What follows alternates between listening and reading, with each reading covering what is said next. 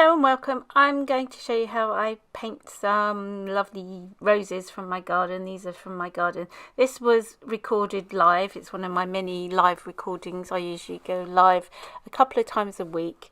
So if you'd like to join me, don't forget to have a look out for that. If you press the bell notification, you'll get notified when I'm on. Here I'm just using a sketchbook. It isn't even watercolour paper, it's just a cartridge paper that's good for mixed media. It's by Seawhites of Brighton.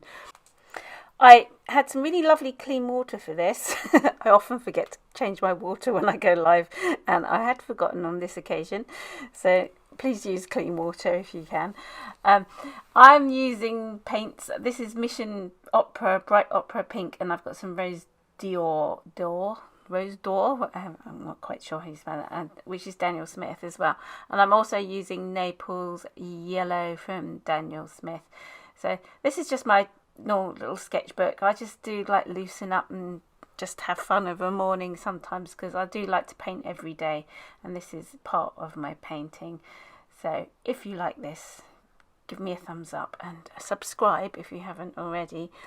I'm going to sort of talk you basically through this because as I said, it was done live and I can't remember everything that I did, and if I left the normal chat up, I chat with everybody as I paint, so I don't really explain things. So this I'm going to try and explain. I started off by doing some blobby marks, as I say, and smooshing everything in together and letting the watercolour run together.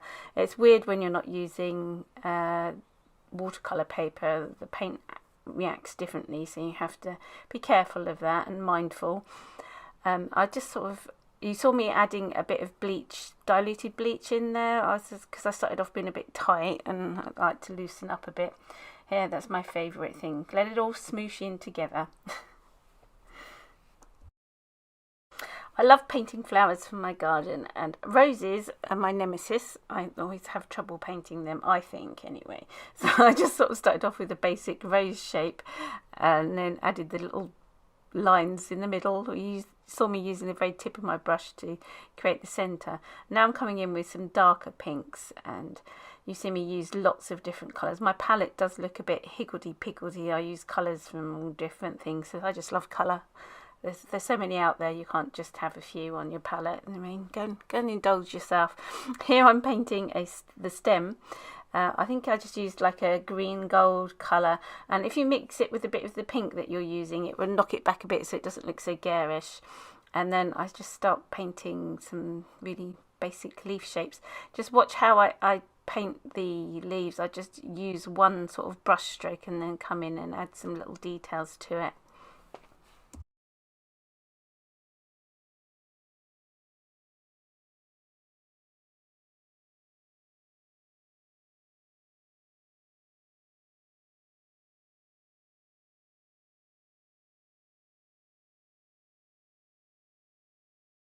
Adding a bit more diluted bleach, I just love like the way it cauliflowers, and especially on this paper as well, because it's not watercolour paper.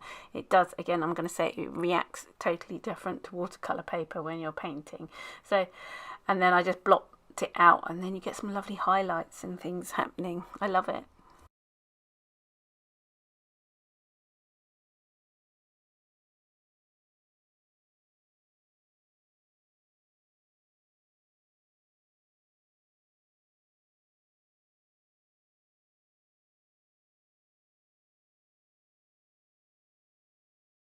Remember, when you're painting leaves and foliage, it's not all the same green. Don't do everything the same green. You need some darks and lights and brights and warms and colds. Just experiment. Because this is my sketchbook, I just have fun and I just like go for it and experiment with things.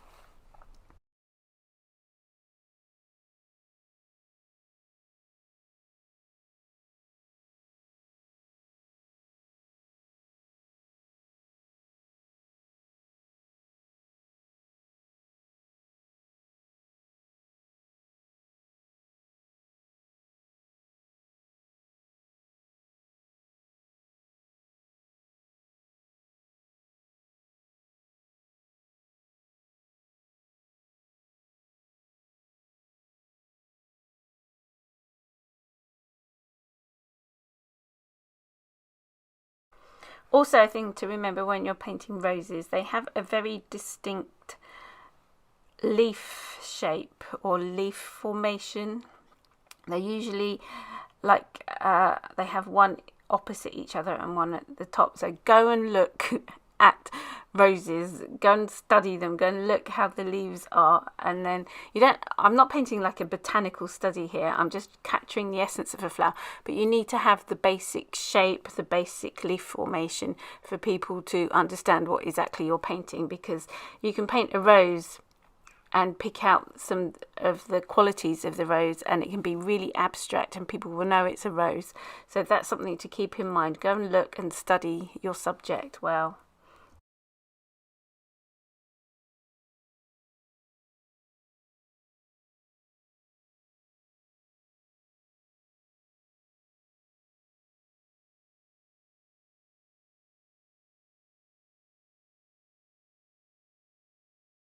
I'm not going to talk the whole way through this because it's just repeating really what I did. I'll pick out a few areas. You can just look at the way I use my brush. I don't use the tip of the brush all the time. I use the side of the brush and I hold the brush at the back of the handle. Is it the right one? At the top of the handle? That's probably a special name for that. And I like drag it across the page to create the petal shapes of the rose. And here I'm adding in some darks and I'll keep adding a bit of bleach and I blot out a lot as well.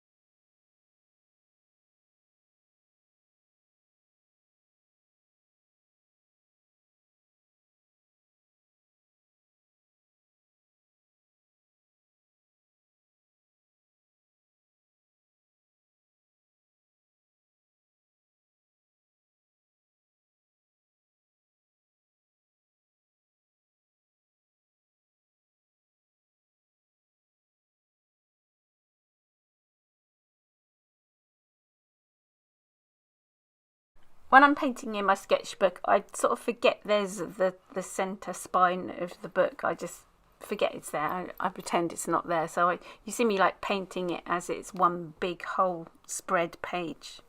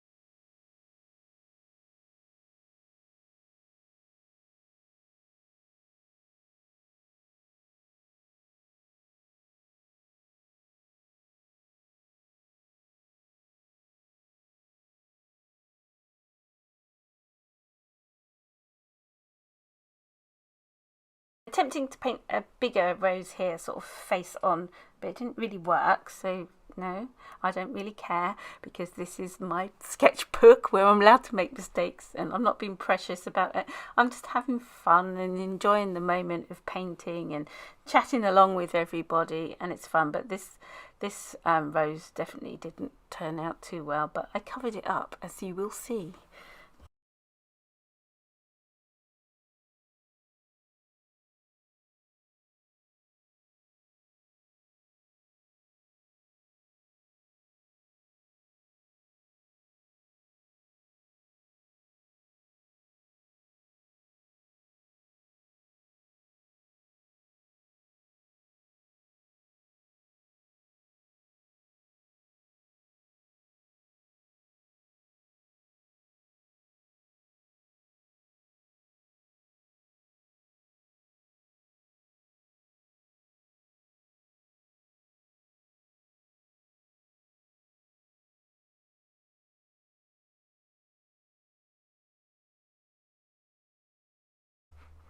The rose I had in front of me had sort of a yellow tinge to the outside of the petal, so I was trying to capture that. It didn't, I don't know, I didn't like this one, but I carried on regardless anyway.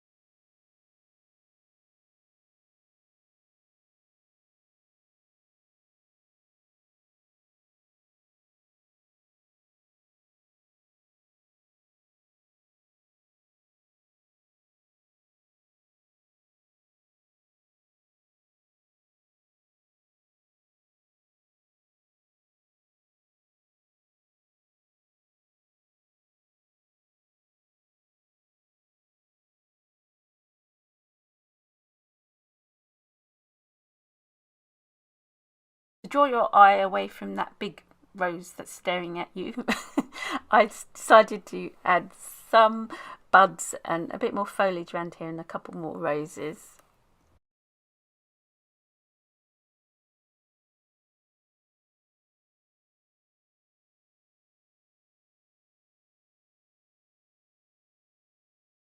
It's my sketchbook. I do like to think about composition and that, and then I can take what I paint from my sketchbook onto a real painting, as I like to call it, a real painting, even though this is real, but you know what I mean, as in a proper white spangly painting that you'd put in a gallery sort of thing.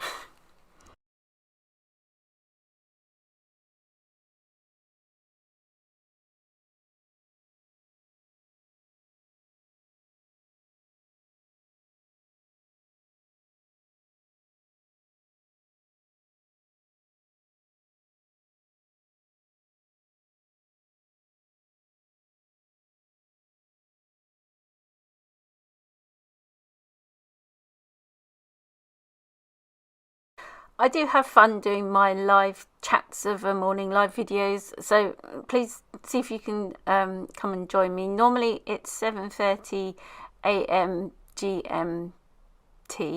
I always want to say GMTV, but it's GMT, Greenwich Mean Time. And occasionally I'm trying to start one a bit later, which is at 4:30 p.m. GMT. So normally I do them Monday, Wednesday and Friday. I haven't been doing them lately because I haven't got back into it, because it's really dark in the morning and it's cold in my studio, so I've been up in my bedroom and I can't do them live because I wake people up otherwise, which isn't good. So when everything starts getting a bit warmer and spring starts springing, I'm there with flowers from my garden, because I have a massive garden with lots of flowers and it's fantastic, and I paint from there. So we have fun chatting and painting. People paint along with me. We talk about the weather and odd things and everything. So please think about joining me for that if you can. It's great fun.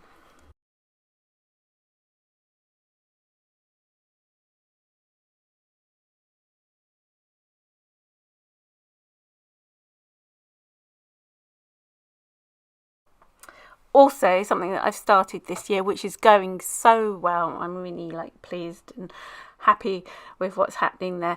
I have a Patreon, and we have exclusive videos there where I talk you through exclusive tutorials step by step, a bit like this, but with more information of stuff and newer stuff and things that I'm working on. I set a project every month.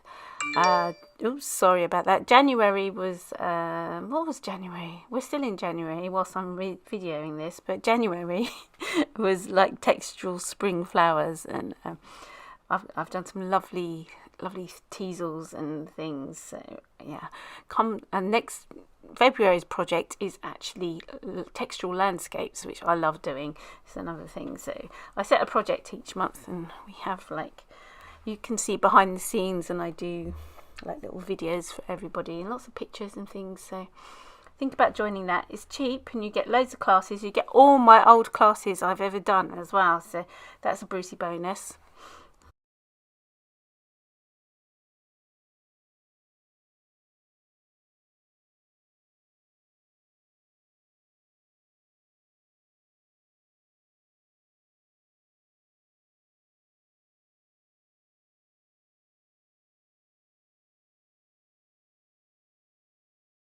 Anyway, back to my painting here. I'm adding in some more leaves just to make the composition better, if it can be, and covering up that flower that I didn't like.